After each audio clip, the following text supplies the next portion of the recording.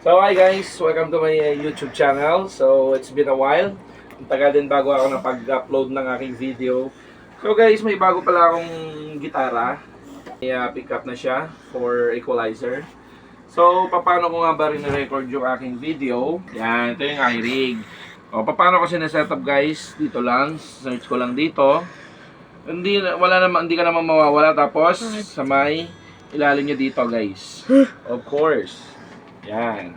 Wow. Start mo sa cellphone. By the way, may para sa headset to. Yan, para pag naririnig mo din yung sounds ng guitar dito. Alright. Insert mo lang dito guys. Gamit kong apps is BandLab. Okay? So let's go.